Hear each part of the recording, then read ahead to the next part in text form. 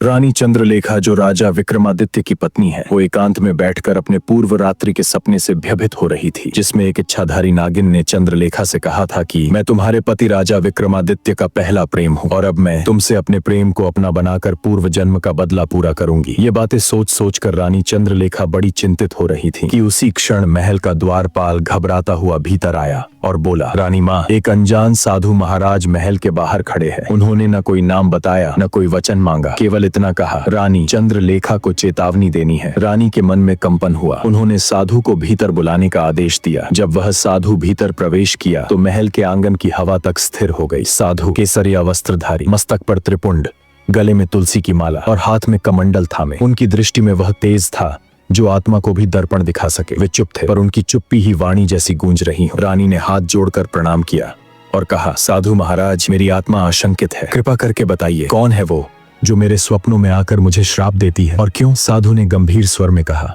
रानी चंद्रलेखा, तुम्हारा जीवन अब केवल तुम्हारा नहीं रहा। यह काल की उस गठरी में बंध चुका है जिसे तुमने पिछले जन्म में खोला था। तुम्हारे स्वप्न में जो सर्पिणी आई, वह कोई स्वप्न मात्र नहीं, वह चेतना है जिसे तुमने स्वयं जागृत किया है और अब वह चेतना शरीर धारण करके तंत्र की राह पर आ चुकी है। रानी स्तब्ध रह गई। उन्होंने कहा, मैंने तो किसी के साथ अन्याय नहीं किया साधु महाराज, फिर ये दंड क्यों? साधु ने रेत ली और उस पर अपनी उंगली से एक आकृति बनाई, त्रिकोण, जिसमें एक सर्प लिपटा था और मध्य में एक स्त्री की जली हुई मूर्ति थी। उन्होंने कहा, यह त्रिकोण 3 शक्तियों का प्रतीक है, प्रेम, वचन और श्राप। एक भी टूटा तो सबका संतुलन बिगड़ता है। तुम्हारे जीवन में भी वही संतुलन टूटा है जिसे सर्पिणी अपनी पीड़ा से दोबारा संतुलित करना चाहती है, किंतु बदले से। रानी की आंखों से अश्रु बह निकले। उन्होंने पूछा, क्या मेरा प्रेम इस अंधकार को रोक सकता है? साधु ने दृष्टि उठाई और कहा, प्रेम यदि त्याग से जुड़ जाए तो वह श्राप को भी मोक्ष में बदल सकता है, पर इसके लिए तुम्हें प्रेम की अग्नि परीक्षा देनी होगी, दीपक बनकर। साधु ने अपनी जटाओं से एक रुद्राक्ष की माला निकाली